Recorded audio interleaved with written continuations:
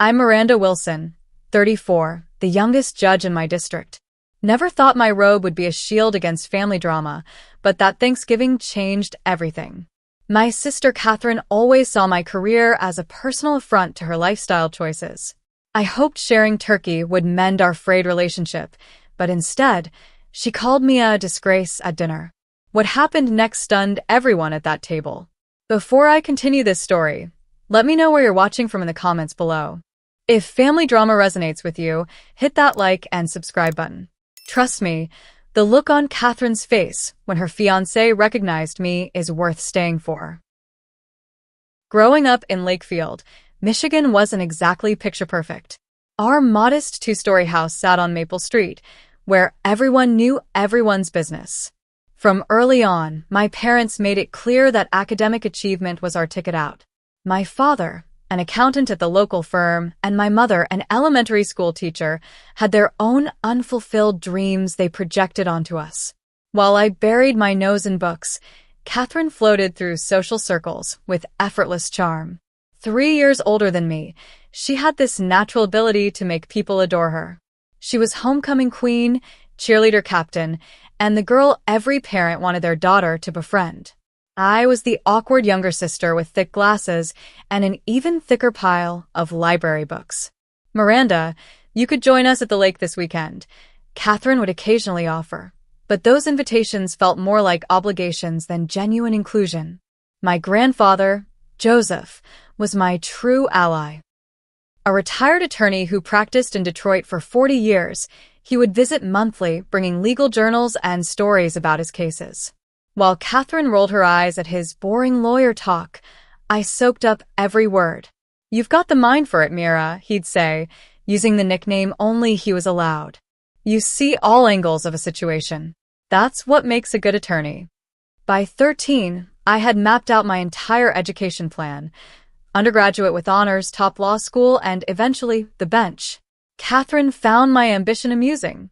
"You'll be so busy with your nose in those dusty books that you'll forget how to talk to actual humans," she predicted during one of our increasingly frequent arguments. The real fracture began when I was 15.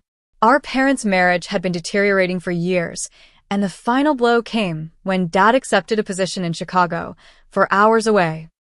He claimed it was for career advancement, but within 6 months, he had a new girlfriend and a different life. Mom took it hard.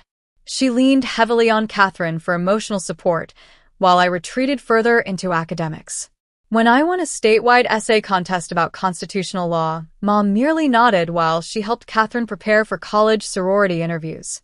"At least Catherine understands the importance of making connections," Mom said once, not realizing I was within earshot. Miranda thinks life is all about achievements on paper. That hurt more than she knew. It wasn't that I didn't value relationships. I just expressed my caring differently through loyalty and dependability rather than social graces. Catherine thrived at State University, joining the most prestigious sorority and dating a succession of business majors from wealthy families. Meanwhile, I worked weekends at the local library, saving every penny for my college fund while maintaining a perfect GPA. When grandfather Joseph passed away during my senior year of high school, he left me his collection of law books and a letter. "The path to justice isn't always smooth, but it's always worth walking," he wrote. Catherine didn't attend the funeral, claiming a sorority function couldn't be missed. The day my acceptance letter from Northwestern arrived with a substantial scholarship, Mom's congratulations felt hollow. "That's nice, honey," she said, before excitedly sharing that Catherine had been invited to spend spring break in the Hamptons with her boyfriend's family. Despite everything, I still yearned for my sister's approval. When she came home during breaks, I'd try to engage her in conversations about her classes or friends, but she'd respond with vague answers before changing the subject to point out something I was missing in my life. "College isn't just about grades, Miranda," she'd lecture. "It's about experiences, connections, building a life." "When's the last time you went on a date?" I didn't tell her about the cute guy in my AP physics class who'd asked me out, only for me to decline because it conflicted with my debate team competition. Some sacrifices felt necessary at the time. While Catherine cultivated her image and social network, I cultivated my mind and resolve. Each snide comment about my choices only strengthened my determination to succeed on my own terms. I watched her chase validation through others' approval while I sought it through self-improvement. The summer before college, Catherine got engaged to her boyfriend Bradley, a marketing major from a good family. The engagement lasted 6 weeks before she returned the ring, claiming she wasn't ready to settle. But I noticed how carefully she monitored her spending afterward, suggesting the breakup had more to do with Bradley's family questioning the prenuptial agreement than with Catherine's readiness for commitment. As I packed for Northwestern, Catherine cornered me in our shared bathroom. For a moment, I thought she might offer sisterly advice about college life. "Just remember," she said, applying mascara without looking at me, "being smart only gets you so far in the real world." I placed my toiletry bag into my suitcase and responded, "And being liked only matters if you like yourself first." She didn't speak to me for the rest of the day. I left for college the next morning with Mom's teary goodbye and Catherine's conspicuous absence, marking the beginning of my independent life. Little did I know how dramatically our paths would continue to diverge. Northwestern opened worlds I'd only glimpsed through Grandfather Joseph stories. The Chicago campus buzzed with intellectual energy that fed my curiosity daily. My modest scholarship covered tuition but little else, so I juggled 3 part-time jobs: library assistant, research aide for a constitutional law professor, and weekend receptionist at a law firm downtown. My roommate Jasmine marveled at my schedule. "When do you sleep?" she'd ask, watching me return from the library at midnight only to be up at 5 preparing for morning classes. "I'll sleep after law school," became my standard reply, only half joking. Catherine called infrequently, our conversations growing more strained with each passing month. When I mentioned making Dean's List my first semester, she responded with news about dating a minor league baseball player with serious MLB prospects. "Not everyone measures success by grades, Miranda," she said dismissively.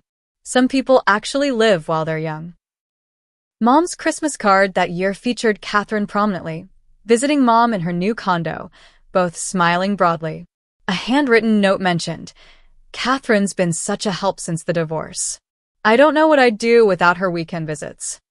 The fact that I'd offered to come home several weekends but was told not to worry about it went unmentioned. By sophomore year, I'd earned a prestigious internship with a federal judge. The hours were grueling, but the experience invaluable. Catherine had moved to Columbus with her baseball player boyfriend and took classes sporadically at Ohio State. Our paths crossed at Easter, where Catherine arrived in a new convertible, a gift from her boyfriend after signing with a better team. She spent dinner detailing their apartment, her shopping trips, and plans to become an interior designer someday. When Mom asked about my internship, Catherine interrupted before I could answer. "God, can we not talk about Miranda's boring legal stuff? It's Easter, not a job interview." The comment stung, but I noticed something beneath her dismissal, a flicker of something that looked almost like fear in her eyes. During my junior year, Catherine called with big news, her 25th birthday celebration in Cancun. "You have to come," she insisted. "Mom's paying for us both." The trip fell during my finals and the final week of my judicial internship. "I can't, Catherine. The timing just doesn't work with my schedule." Her voice turned cold. "Your schedule? You mean you're choosing dusty books over your sister's milestone birthday? This is exactly why we're not close, Miranda. You always put yourself first." "That's not fair," I started. "Whatever. Enjoy your precious library. Some sister you turned out to be." She hung up. Mom called next, her disappointment palpable. "Catherine really wanted you there. Would it kill you to prioritize family once in a while?" The injustice burned. I had offered to celebrate with Catherine the weekend before or after, but that wasn't good enough. In their narrative, I was selfish for not abandoning my commitments, while Catherine's demand for a specific celebration on her terms was reasonable. Law school acceptance letters arrived spring of senior year. When Yale said yes with a partial scholarship, I called home excited. "That's nice, honey," Mom said, distracted. "Catherine just got a job styling photo shoots for a magazine. Isn't that wonderful?" I swallowed my disappointment. "Yes, that's great. Tell her congratulations from me." The pattern continued through law school. Each achievement in my life was minimized while Catherine's life developments, new boyfriends, apartment upgrades, job changes, received enthusiastic attention. Law school nearly broke me. The competition was fierce, the workload relentless. My classmates came from privilege I couldn't fathom: summer homes, family connections at top firms, trust funds that meant they didn't need part-time jobs. Meanwhile, I lived on ramen and coffee, working at the law library between classes. Professor Lillian Richardson became my mentor, recognizing my determination despite the obstacles. "The law needs people like you, Miranda," she said after I'd successfully argued a complex point in her constitutional law seminar. People who had to fight for their seat at the table. Catherine's life took a different turn. Her baseball player left for another team and another woman.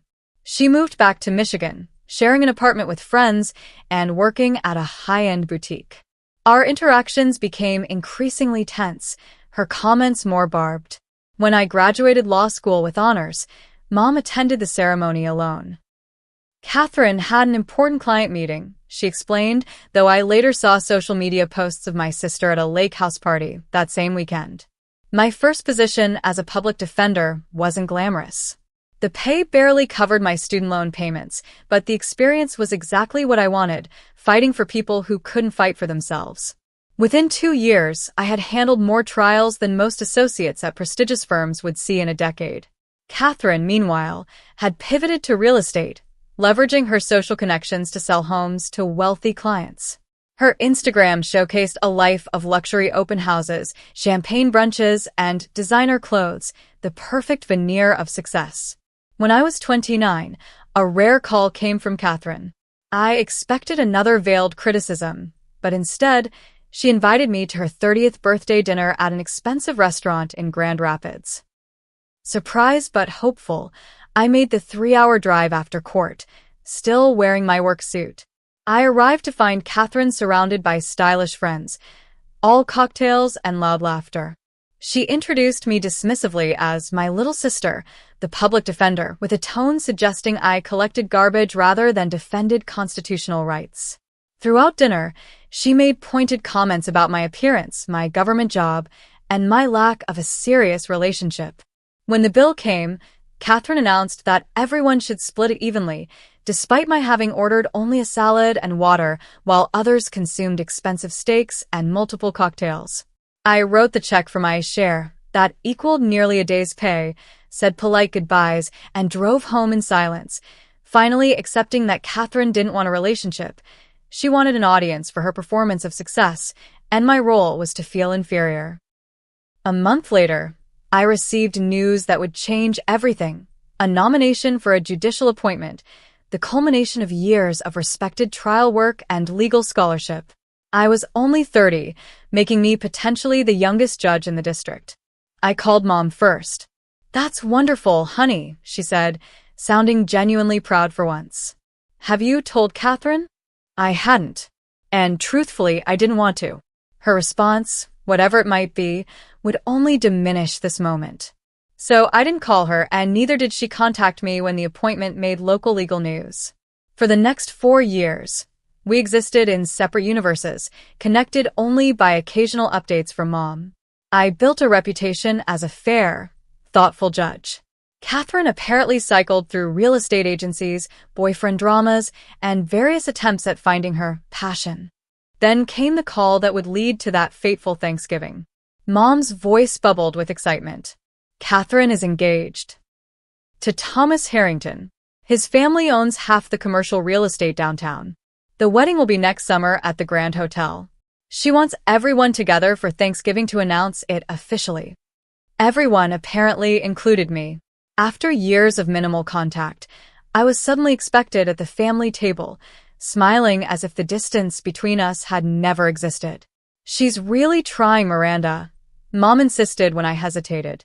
"This is a chance to start fresh." Against my better judgment, I agreed. Perhaps this was the olive branch I'd been waiting for. Perhaps Catherine had finally found happiness that didn't require diminishing mine. Perhaps.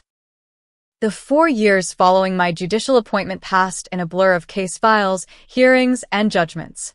My chambers became more familiar than my apartment, my clerk and bailiff more constant companions than any friends or potential partners. The isolation wasn't entirely Catherine's fault. The nature of my position created natural boundaries. As Judge Wilson, I couldn't socialize with attorneys who might appear before me. The weight of making decisions that affected people's lives required careful separation between my personal feelings and professional judgment. Dates were few and awkward. How do you explain to someone that you might send their cousin to prison someday? Or that your emergency phone could ring at 2 a.m. for a warrant? Most relationships fizzled after the third canceled dinner or missed movie. Rachel, my judicial clerk, became my closest confidant. Your Honor, you've got the Burke hearing at 2, sentencing for the Johnson case at 3, and your dry cleaning ticket on the desk, she'd announce, managing my professional and personal life with equal efficiency. You know you can call me Miranda when we're alone, I reminded her regularly. Boundaries matter, she'd reply with a knowing smile. Respect the robe, respect the person. Those words became a personal mantra as I built my reputation on the bench. The legal community initially viewed my appointment with skepticism. Too young, too idealistic, too female in the still male-dominated courthouse. I met the challenge by being more prepared, more thorough, and more precise in my rulings than anyone expected. Judge Wilson runs the tightest courtroom in the district, became a common warning to new attorneys.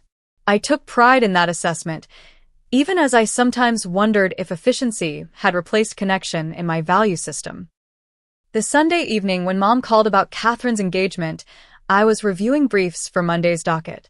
Her enthusiasm contrasted sharply with my surroundings, takeout containers, legal pads covered in notes, and the silence of an apartment that functioned more as a place to sleep than a home. Thomas Harrington is quite a catch, Mom gushed. His family has that beautiful building on Central Avenue. Catherine says they're talking about a June wedding at the Grand Hotel. Isn't that lovely? Very nice, I managed, wondering if Catherine had mentioned me at all, or if Mom was attempting to bridge a gap neither of us had acknowledged for years. She wants everyone together for Thanksgiving to announce it officially, Mom continued. At my house. You'll come, won't you? It would mean so much to her. The skepticism must have transmitted through my silence because Mom added, She's in a really good place now, Miranda. This relationship has changed her. She's more settled, more mature. I thought about declining. Court would be in session Wednesday before Thanksgiving. I could easily claim work obligations. But something in Mom's tone, hope, perhaps, or a weariness from years of navigating her daughter's estrangement, made me relent. I'll be there, I promised, ignoring the knot of apprehension forming in my stomach. 2 weeks before Thanksgiving, I presided over a case that unexpectedly raised my public profile. A manufacturing company had been accused of knowingly contaminating local groundwater. The evidence was technical and complex, the company's legal team aggressive and well-funded. After careful consideration of scientific testimony and applicable environmental regulations, I ruled against the company, imposing significant penalties and remediation requirements. The decision made regional news, with environmental groups hailing it as a victory for community health. You've made some powerful enemies, Rachel observed, placing a stack of angry letters on my desk alongside supportive ones. Justice isn't about being popular, I replied, channeling Grandfather Joseph's words from long ago. No, but it might make holiday dinners awkward if you've ruled against someone's company, she joked, unaware how prophetic her words would prove. As Thanksgiving approached, I found myself uncharacteristically concerned about my appearance for the family gathering. My wardrobe consisted largely of conservative suits appropriate for the bench, with comfortable loungewear for home. Nothing seemed right for this occasion. The weekend before Thanksgiving, I ventured to a department store, something I rarely did given my busy schedule and preference for online shopping. A saleswoman named Melanie took pity on my obvious discomfort. Special occasion? She asked, helping me navigate racks of clothing that all seemed designed for women with different lives than mine. Family dinner, I said, reluctant to elaborate. She nodded knowingly. Say no more. Family gatherings require armor disguised as fashion. Her insight made me laugh, releasing some tension I'd been carrying. Under her guidance, I selected a burgundy cashmere sweater and tailored black pants that looked professional, but not severe. The outfit cost more than I typically spend on clothes, but as Melanie said, think of it as investing in your peace of mind. The Wednesday before Thanksgiving, I worked until 6, clearing as much of Thursday's docket as possible to avoid returning Friday. Rachel had already left, leaving a neatly organized desk and a handwritten note. Happy Thanksgiving, Your Honor. Remember, you can adjourn family proceedings if necessary. Her humor bolstered my spirits as I drove the 40 minutes to Mom's house in the suburb where I'd grown up. The streets looked smaller somehow, the landmarks of childhood dwarfed by years of absence. Mom's house, the same one from my youth, though Dad's absence had allowed her to redecorate in the floral patterns he'd always vetoed, was lit up against the November darkness. 2 unfamiliar luxury cars occupied the driveway, forcing me to park on the street. I sat in my car for several minutes, gathering courage for what awaited inside.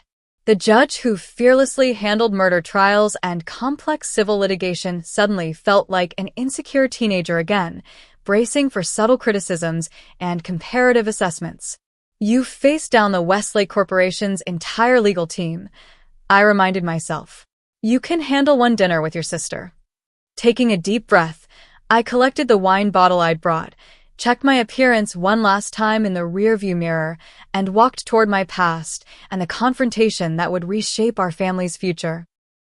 Mom opened the door before I could knock, her face bright with anticipation. Miranda, you made it. She embraced me with the scent of familiar perfume and holiday cooking. Come in, come in. Everyone's in the living room. I stepped into the warmth of the house, immediately assaulted by memories both comforting and painful. The same grandfather clock ticked in the hallway, the same family photos lined the wall, though I noticed mine stopped around high school graduation while Catherine's continued through adulthood. Let me take your coat, Mom offered, eyeing my outfit with approval. You look lovely, dear. Very professional. Even her compliments carried subtle commentary. Professional rather than beautiful or stylish, the categories perpetually reserved for Catherine. In the living room, Catherine sat perched on the arm of an armchair occupied by a tall, well-dressed man I assumed was Thomas. Her hair was expertly highlighted, her makeup flawless, her cream-colored sweater probably costing more than my monthly mortgage payment. She looked up as I entered, her smile not quite reaching her eyes. Miranda. Finally joining the land of the living, she called out, her tone making it sound like I'd been in prison rather than working. She stood to air-kiss my cheek, a gesture so artificial it nearly made me laugh. This is Thomas. Thomas, my little sister Miranda. Thomas stood, extending his hand with genuine warmth. A pleasure to meet you. Catherine's mentioned you're quite accomplished. Something in his tone suggested Catherine's mentions hadn't been entirely positive, but his handshake was firm and respectful. Congratulations on your engagement, I offered, handing Mom the wine bottle. I brought a Cabernet. I hope that's appropriate. Always the proper one, Catherine commented, returning to her perch. Thomas brought champagne for the toast later, but I'm sure your wine will go with something.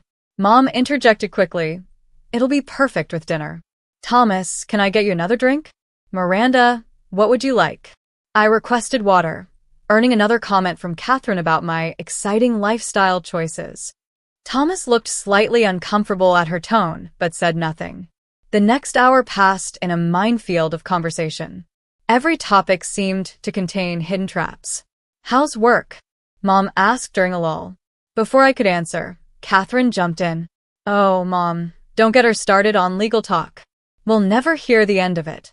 Actually, Thomas said, I'd be interested to hear. Law has always fascinated me. Catherine shot him a look I couldn't quite interpret. Thomas's family has a team of corporate attorneys, she explained to me. Actual private practice lawyers, not government employees. The distinction was clearly meant to diminish my position. I took a measured breath before responding. The judiciary is a separate branch from government employment, but yes, it's public service rather than private practice. Thomas nodded thoughtfully. Important work. My father always says a good judge is worth 10 good lawyers. Catherine quickly changed the subject to wedding plans, detailing the extensive preparations already underway. We've secured the Grand Hotel Ballroom for June 15th. 400 guests, though we could trim that if absolutely necessary. She looked pointedly at me, as if assessing whether I was worth the per plate cost. The bridal party will wear pale blue, she continued. My maid of honor and 6 bridesmaids from college and the club. The exclusion was obvious. Not that I'd expected to be in her bridal party after years of estrangement, but the deliberate enumeration of her chosen inner circle felt purposefully exclusionary. Miranda, are you seeing anyone special? Mom asked, clearly trying to include me in conversation. Before I could answer, Catherine interjected. Mom, please. When would she have time for dating? Her career is her husband. The comment landed like a slap. I maintained my composure, years of courtroom experience, controlling my expression. I date occasionally, but haven't found the right match yet. Time's ticking though, Catherine added with faux concern. 34 is getting up there for starting a family. Thomas looked increasingly uncomfortable with Catherine's comments, but maintained polite silence. I wondered what she had told him about me to justify such obvious hostility. Dinner began with traditional Thanksgiving fare, turkey, stuffing, cranberry sauce arrayed on Mom's best china. The conversation mercifully shifted to neutral topics, the unseasonably cold weather, Thomas's recent golfing trip, Mom's church activities. I began to think we might make it through the meal without major incident when Catherine, perhaps emboldened by her second glass of champagne, returned her attention to me. So, Miranda, do you ever regret choosing career over everything else? I mean, look at your life. All work, no husband, no children, no real home life to speak of. Was it worth it? The table fell silent. Mom looked down at her plate. Thomas straightened in his chair, clearly embarrassed by his fiancé's direct attack. I carefully placed my fork down. I don't see my choices as sacrifices, Catherine. I'm fulfilled by meaningful work that helps people. She laughed, the sound brittle and sharp. Helps people? By what? Sentencing them to jail. Making legal decisions that people hate you for? God, Miranda, you haven't changed since we were kids. Always so self-righteous about your important choices. Catherine, Thomas murmured warningly. She ignored him, warming to her theme. You know what Mom and I talk about? How sad it is that you've become so one-dimensional. All work, no life. A literal judge, judging everyone else while having no joy yourself. That's not fair. I started, but she cut me off. Fair? Let's talk about fair. You skipped my 30th birthday because of work. You barely call Mom. You show up here after years, still acting superior with your fancy degree and important job, looking down on normal people who actually have relationships and fun. I've never looked down on you, I said quietly. Please, she scoffed. Your disapproval radiates off you like cold. You think I don't know you consider my life choices shallow? That you think I'm just some pretty airhead lucky enough to catch a rich man? Catherine, that's enough, Mom finally intervened. But Catherine wasn't finished. She stood, champagne glass in hand, eyes bright with years of accumulated resentment. You know what you are, Miranda? A disgrace to this family. A cold, judgmental workaholic who couldn't maintain a relationship if her life depended on it. You may have your precious career, but you'll die alone with only your law books for company. The silence that followed was absolute. Mom looked horrified. Thomas's expression had shifted from embarrassment to something harder to read. I felt a peculiar calm, the kind that comes when a long-feared confrontation finally arrives. Before I could respond, Thomas cleared his throat and addressed me directly. Miranda, I don't believe you've mentioned exactly what you do. Catherine said you work in the legal field. The question seemed odd given the charged atmosphere, but I answered automatically. I'm a circuit court judge. I was appointed 4 years ago. Thomas's expression changed dramatically, recognition dawning in his eyes. Wait, Judge Miranda Wilson? Of the Western District Court? I nodded, confused by his sudden interest. Thomas stood abruptly, actually bowing slightly in my direction. Your Honor, I had no idea. You presided over the Westlake manufacturing case last month. Catherine looked between us, confusion replacing anger. What are you talking about, Thomas? But Thomas was focused entirely on me, a mixture of respect and amazement transforming his features. My family's development company was set to partner with Westlake before the contamination allegations. Your ruling saved us from a disastrous partnership. Our lawyers said your analysis of the environmental evidence was the most thorough they'd ever seen. Catherine's face had drained of color. Thomas, what? Your sister, Thomas said, turning to Catherine with undisguised admiration in his voice, is one of the most respected young judges in the state. The Westlake ruling was featured in the National Law Review last week. Mom was looking at me with new eyes. The National Law Review? Miranda, you never mentioned. It wasn't necessary, I said quietly.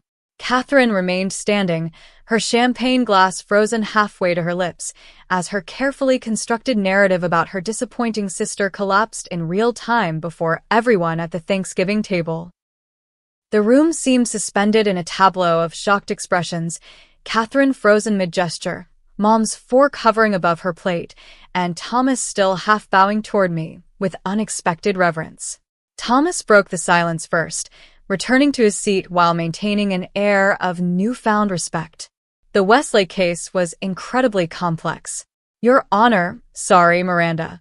Your ruling showed remarkable understanding of both the scientific evidence and the potential community impact. Catherine's complexion had gone from pale to flushed. She set her champagne glass down with excessive care, as though afraid sudden movements might shatter more than crystal. You never mention this case, Mom said to me, accusation mingling with curiosity in her tone. I shrugged slightly. It was just one case among many. Important for the community involved, but not something I'd bring up at Thanksgiving dinner. Unlike some people's wedding plans, Catherine muttered, attempting to regain her footing in the conversation. Thomas either didn't hear or chose to ignore his fiancé's comment. Your ruling prevented what could have been a catastrophic investment for my family's company. We were days away from finalizing a development partnership with Westlake when your decision revealed the extent of their environmental violations. I'm just applying the law as written, I replied, uncomfortable with praise for simply doing my job correctly. Thomas, Catherine interjected sharply, I'm sure Miranda doesn't want to discuss work during our engagement celebration. Actually, Mom surprised me by saying, I'd love to hear more. Miranda hardly ever talks about her cases. For good reason, I thought, but didn't say. Most family members' eyes glazed over at legal procedural details, and Catherine had always made it clear my professional life was tediously boring to her. Thomas continued enthusiastically.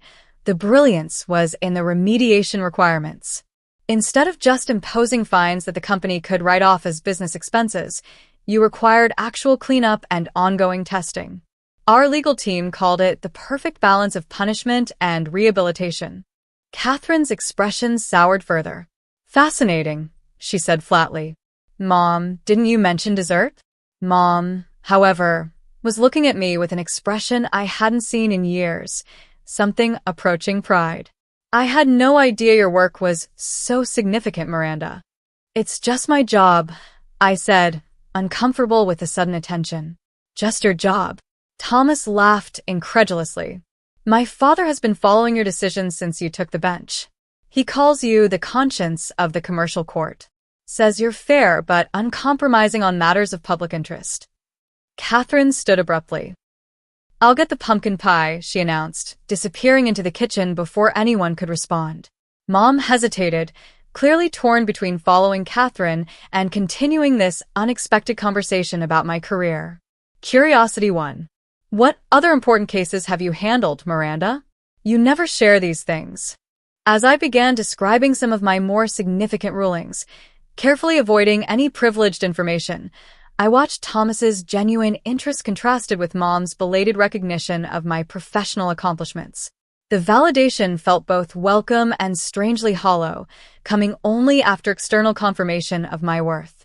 Catherine returned with dessert, her movement stiff as she served pie without meeting anyone's eyes. The conversation shifted to safer topics. Thomas's family traditions, Mom's church volunteer work, the unusually cold November. As we finished dessert, Thomas stood. Would anyone like coffee? I'm happy to make it. I'll show you where everything is, Mom offered, leaving Catherine and me alone at the table for the first time. The silence stretched uncomfortably until Catherine spoke, her voice low and controlled. You could have mentioned your connection to Thomas's business interests. I didn't know there was one. I replied, honestly. I don't investigate the corporate structures behind cases unless there's a potential conflict of interest. She pushed pie crumbs around her plate. So now you're the family success story. Congratulations. That's not, Catherine, this isn't a competition. Isn't it? Her eyes met mine, vulnerability briefly visible beneath the hostility. It's always been a competition. You were the smart one, the responsible one, the one with potential. I was just decorative. Before I could respond to this unexpected glimpse behind her defenses, Thomas and Mom returned with coffee. Thomas placed a cup before me with a deference that made Catherine's jaw tighten. Miranda, Thomas said as he retook his seat, I hope you don't mind my asking, but would you consider meeting with my father sometime? He'd be fascinated to discuss your judicial philosophy. Thomas, Catherine cut in sharply. Miranda's extremely busy. Aren't you, Miranda? All those important cases. The bitter edge in her voice was unmistakable. I weighed my response carefully, recognizing both the professional networking opportunity and the personal minefield. I'd be happy to, schedule permitting, I answered diplomatically. Thomas beamed. Excellent. He'll be thrilled. As conversation continued, I noticed Catherine growing increasingly withdrawn, her earlier confidence replaced by something that looked almost like fear. When she excused herself to use the bathroom, Thomas leaned closer to me. I should explain something, he said quietly, glancing toward the hallway to ensure Catherine wasn't returning yet. Catherine has been struggling professionally. The real estate market hasn't been kind to her, and she's between positions right now. Mom looked uncomfortable but nodded confirmation. It's been a difficult year for her career-wise. She's been worried about making a good impression on my family, Thomas continued. They're quite achievement-oriented. I think perhaps her comments earlier came from a place of insecurity rather than genuine animosity. The revelation cast Catherine's behavior in a new light. Her aggressive diminishment of my career suddenly seemed less like hatred and more like desperate self-protection. I had no idea, I admitted. We haven't really been in touch. She wouldn't want you to know, Mom said softly. She's always been so proud. When Catherine returned, I noticed the slight redness around her eyes that suggested she'd been crying. She'd reapplied her makeup perfectly, but something sisters can see regardless of estrangement. I decided to extend an olive branch. Catherine, that pie was delicious. Did you make it? She looked surprised at the mundane question. No, it's from Bennett's Bakery downtown. Still your favorite place? I remember you loved their chocolate croissants in high school. Something shifted in her expression, surprised that I'd remembered such a detail, perhaps. They still make the best ones in town, she admitted. The conversation tentatively moved to neutral memories, the summer carnival that came annually to the town square, the ice cream shop that had stood on Main Street for generations, the eccentric English teacher we'd both had in different years. As we reminisced, I watched Catherine gradually relax, the defensive edge softening from her posture. Thomas observed this change with evident relief, occasionally squeezing her hand supportively. The tentative piece was interrupted by my phone ringing, the specific tone that indicated a court emergency. I excused myself to answer in the hallway, already knowing my evening was about to end prematurely. When I returned to the dining room, 3 expectant faces turned toward me. I'm sorry, but I need to go. There's an emergency temporary restraining order that needs immediate review. On Thanksgiving? Catherine asked incredulously. Domestic violence doesn't observe holidays, I replied, gathering my purse. The police are holding someone who's threatening harm, but they can only do so for a limited time without judicial intervention. Thomas stood respectfully. Of course you must go. People's safety comes first. Mom looked disappointed, but understanding. Will you come back tomorrow for leftovers? The invitation surprised me. I'd like that if the hearing schedule permits. As I prepared to leave, Thomas shook my hand with genuine respect. It was truly an honor to meet you, Judge Wilson. I look forward to our future family connection. Mom hugged me tightly, whispering, I'm proud of you. Words I'd waited decades to hear. Catherine's goodbye was stiff, but lacked the earlier hostility. Drive safely, she said, not quite meeting my eyes. As I headed for the door, Thomas called after me. I'll make sure everyone knows how important your honor's work is. No more disgrace comments at this table. I turned back to see Catherine's face flush with embarrassment, Mom looking apologetically between us, and Thomas standing tall with newfound respect for his future sister-in-law. The dynamic had shifted irrevocably, and as I drove toward the courthouse, I wondered what this new family configuration might mean for relationships long thought irreparable. The emergency restraining order kept me at the courthouse until nearly midnight. A woman with 3 young children needed immediate protection from an abusive husband who had threatened to teach them all a lesson for Thanksgiving dinner. The evidence was clear, the danger imminent, and I signed the order without hesitation, arranging for emergency housing assistance through the court's social services coordinator. As I drove home in the dark, empty streets, the contrast between holiday celebrations and human suffering weighed heavily. How many families sat around tables today harboring invisible wounds and unspoken resentments? How many, like mine, maintained polite fictions until something, or someone, forced uncomfortable truths into the open? Catherine's words echoed in my mind. A disgrace to this family. The accusation had cut deep precisely because part of me had always feared it might be true. Had my singular focus on career come at too high a personal cost? Had I used professional achievement to avoid the messier work of maintaining relationships? I slept fitfully and woke early, reviewing case files over coffee as dawn broke. Friday promised to be quiet at the courthouse, with minimal staff and no scheduled hearings. I planned to review pending decisions and perhaps leave early for Mom's leftover invitation. Around 11, Rachel buzzed my chamber phone. Your Honor, there's a Catherine Harrison here to see you. She doesn't have an appointment. Should I reschedule her? The formal name took me a moment to process. Catherine using her fiancé's surname already. No, it's fine. She's my sister. Please send her in. Catherine entered tentatively, looking oddly out of place in my chambers. She wore designer jeans and a cashmere sweater, casual by her standards, but still more polished than most people's formal wear. She carried a small gift bag.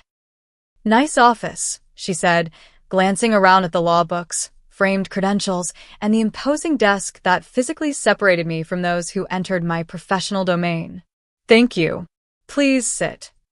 I gestured to the chairs facing my desk, then reconsidered and moved to the small conference table in the corner. Actually, let's sit here. More comfortable. Catherine placed the gift bag on the table. Thomas suggested wine, but I thought that might be inappropriate for your workplace. It's just specialty coffee from that shop you mentioned liking once. The peace offering surprised me. Thank you. That's thoughtful. An awkward silence settled between us.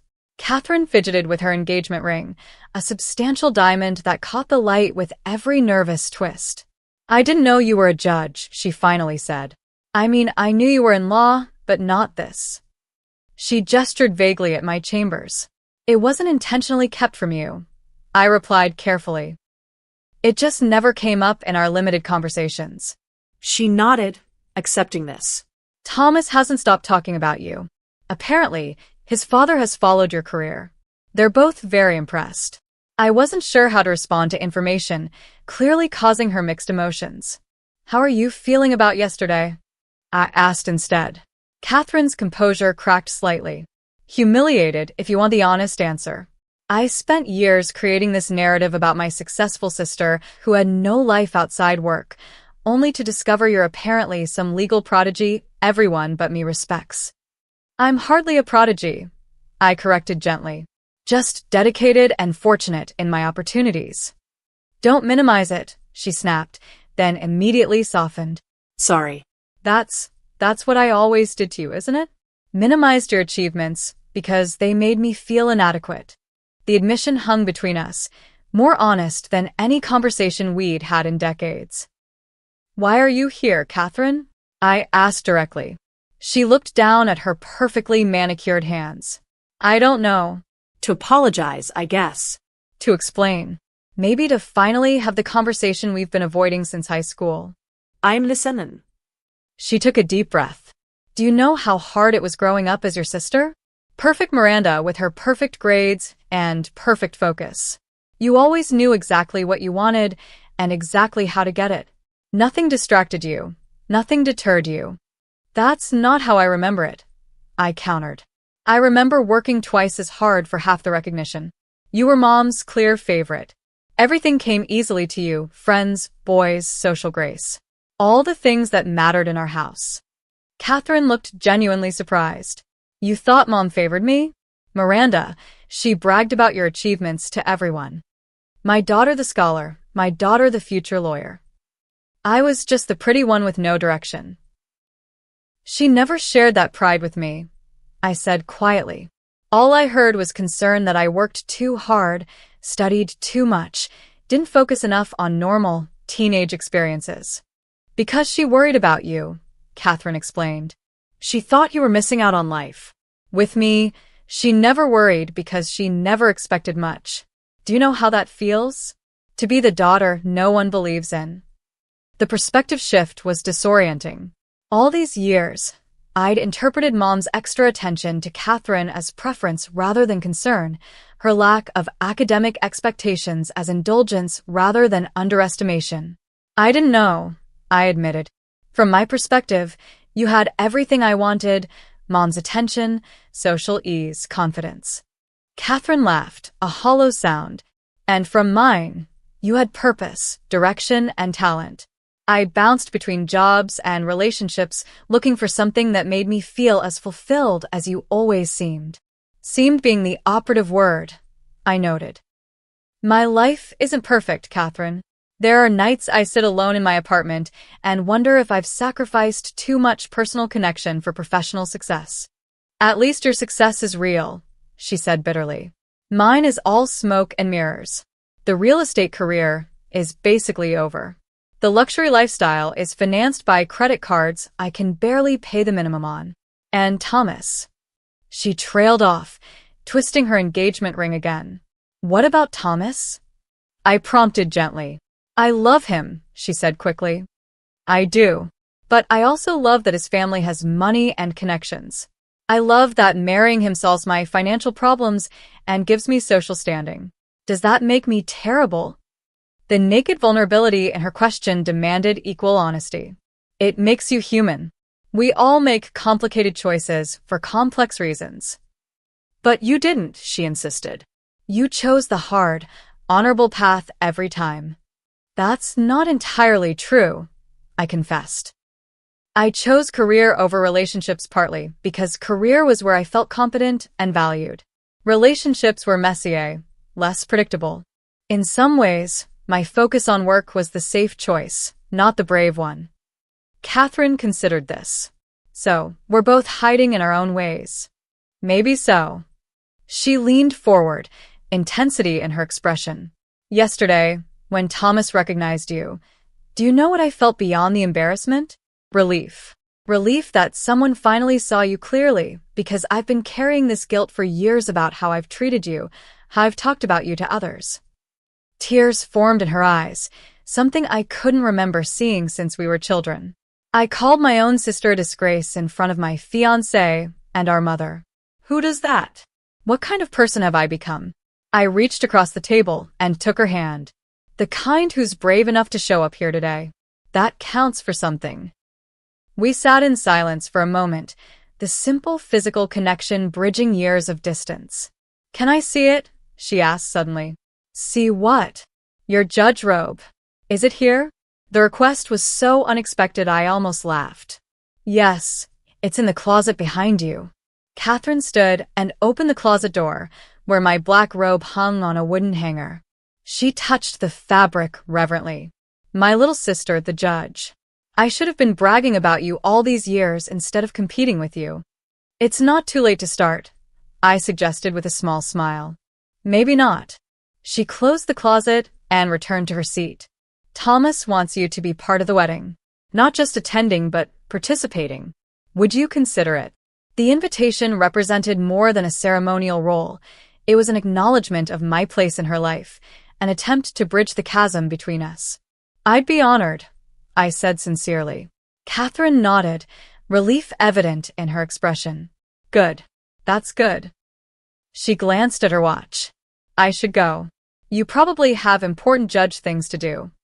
Actually, I said, I was planning to head to Mom's for leftovers soon. Would you like to ride together? Something like hope flickered across her face. I'd like that. Maybe we could stop at Bennett's first? For those chocolate croissants. Perfect, I agreed. As Catherine gathered her purse, she paused. For what it's worth, Miranda, I am proud of you. I always have been, even when I couldn't admit it to myself. Thank you, I said, the simple words carrying the weight of decades. That means more than you know. She headed for the door, then turned back with a hint of her old mischievous smile. So, Your Honor, does this mean I get special treatment if I ever get a speeding ticket? Absolutely not, I replied with mock severity. If anything, I'd have to recuse myself and you'd face a judge who doesn't know how you used to put frogs in my bed at summer camp. Her laughter echoed in my chambers long after she'd gone, the sound healing something I hadn't realized was still broken. 2 weeks after Thanksgiving, Mom hosted an impromptu Christmas decoration party. The invitation came via a group text that included Catherine, Thomas, and me, the first time we'd been grouped together in any communication. When I arrived, Catherine's car was already in the driveway. Inside, holiday music played softly, and the scent of cinnamon and pine filled the air. Catherine and Mom were untangling lights at the dining room table, heads bent together in concentration. Miranda's here, Mom announced, looking up with genuine pleasure. Now we can start the tree. Thomas emerged from the kitchen carrying a tray of hot chocolate. Judge Wilson, he greeted with a warm smile. Glad you could make it. Please, Thomas, just Miranda's fine, I reminded him. Old habits, he shrugged. My father raised me to respect the judiciary. Speaking of which, he was thrilled about your agreement to speak at his firm's legal education seminar next month. Catherine rolled her eyes, but good-naturedly. Fair warning, Thomas's father has told literally everyone he knows that his future daughter-in-law's sister is the Judge Wilson. You've apparently become a family bragging point. Better than a family disgrace, I quipped, the words no longer carrying their former sting. Catherine winced slightly, but acknowledged the reference with a nod. Much better. Though I maintain you were never the latter. Mom looked between us, clearly noticing the changed dynamic. Well, this is nice. My girl's getting along. Don't jinx it, Mom, Catherine teased. We're still finding our footing. We spent the afternoon decorating the tree with ornaments from our childhood, each bauble unlocking memories both shared and separate. The angel topper, always my job due to being the more careful sister, was placed with ceremonial importance. Perfect, Mom declared, stepping back to admire our work. First time in years the tree has felt complete. I understood. She wasn't just talking about decorations. Over dinner, Mom surprised us all. I owe you both an apology, she said, setting down her fork. I haven't been the mother you deserve. Mom, that's not true, Catherine protested automatically. It is, Mom insisted. Miranda, I never properly acknowledged your achievements because I was too busy worrying you weren't having enough fun. And Catherine, I never pushed you to find your true strengths because I was too focused on protecting you from disappointment. The admission stunned us both into silence. I played favorites, she continued. Sometimes one, sometimes the other. I compared you when I should have celebrated your differences. And after Father left, I leaned too heavily on both of you in different ways. I reached for her hand. Mom, we all did the best we could. Maybe, she conceded, but I'm trying to do better now. I'm proud of both my daughters, the distinguished judge and the woman with enough heart and courage to start over when things get tough. Catherine blinked rapidly, fighting tears. Starting over is my specialty. Though hopefully this time with Thomas is the last restart I'll need. Actually, Thomas interjected, I have some news on that front. He turned to Catherine. Bradley called today. The investment firm is still interested in having you join their client relations team. Your interview is scheduled for next Thursday. Catherine's expression brightened. Really? After I froze in the first interview. Bradley said your follow-up email impressed them, your honesty about your nerves and your detailed ideas for their client appreciation events. They're giving you another shot. That's wonderful, I said sincerely. You'll be amazing at client relations. You've always had a gift for making people feel special. Catherine looked at me with surprise that faded into gratitude. Thank you. That means a lot coming from you. As Christmas Eve approached, Catherine asked if I would help her prepare for her interview. We met at a coffee shop halfway between our homes, spreading materials across a corner table. The key is authenticity, I advised, reviewing her resume. Don't try to be what you think they want. Show them what you uniquely offer. Easy for you to say, she sighed. You've always known exactly who you are. That's not entirely true, I admitted. I've just been better at projecting certainty. There have been plenty of moments of doubt behind Chambers' doors. She looked up curious. Really? Like when? Like my first major sentencing decision. A young man, not much older than we were in college, convicted of armed robbery. Troubled background, genuine remorse, but a serious crime with a traumatized victim. The prosecution wanted maximum prison time. The defense argued for probation and rehabilitation. What did you decide? A balanced approach, some incarceration to reflect the crime's seriousness, but with substantial rehabilitation requirements and education opportunities. I second-guessed myself for weeks. Did you make the right call? She asked. I think so. He completed his sentence, got a degree while incarcerated, and now works with at-risk youth. He sends me a letter every Christmas updating me on his progress. Catherine considered this. You changed his life. We all change lives, Catherine, just in different ways. Your gift for connection, for making people feel valued, that changes lives too. She nodded slowly, absorbing this perspective. I've spent so long trying to be impressive that I forgot to figure out what actually matters to me. The weeks that followed brought gradual, but meaningful changes. Catherine aced her interview and started her new position with enthusiasm I hadn't seen in her since childhood. Mom began a memoir writing class she'd been considering for years. Thomas revealed a surprising passion for education reform and joined a nonprofit board. And I found myself slowly opening my life beyond work. I accepted dinner invitations I would have previously declined, reconnected with law school friends, and even adopted a cat from the local shelter, a tangible commitment to coming home regularly. When Catherine asked me to be a bridesmaid rather than just a ceremony participant, the gesture brought tears I didn't bother hiding. Are you sure? Won't your sorority sisters be expecting those spots? I'm done with expectations, she said firmly. I want my sister standing beside me. The dress fitting brought laughter rather than comparison. The wedding planning calls included genuine requests for my input, and family dinners became regular events marked by increasingly honest conversations.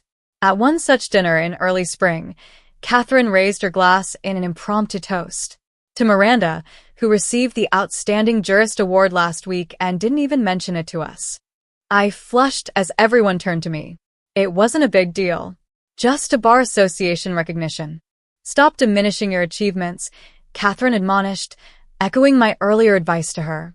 My sister, the outstanding jurist. I'm beyond proud to claim that connection. The student becomes the teacher. I quipped, but her words touched me deeply.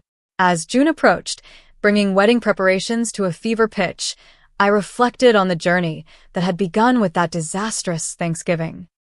Catherine's disgrace comment had been the breaking point of years of misunderstanding, but Thomas's recognition had been the catalyst for healing. Sometimes respect must come from outside before a family can see clearly what they've been missing. Sometimes an outsider's perspective illuminates the distortions in a family's narrative. And sometimes, The harshest words spoken in anger become the starting point for the most necessary conversations. The truth I've come to embrace is that family relationships aren't fixed points, but ongoing negotiations of understanding. The sister, who once called me a disgrace, now introduces me with pride. The mother who overlooked my achievements now celebrates them. And I, who once defined myself solely through professional accomplishment, now understand that connection requires vulnerability I'd long avoided. Standing in my chambers, black robe on my shoulders, I now carry both identities with equal pride. Judge Wilson in the courtroom, Miranda with my family and growing circle of friends. Neither identity diminishes the other. Together they make me whole.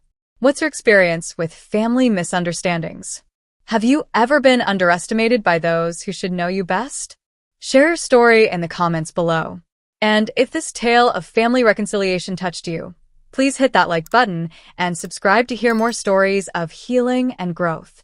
Sometimes the people who hurt us most are also the ones who can help us heal most deeply. Thank you for listening, and remember, respect earned through integrity lasts longer than any judgment cast in haste.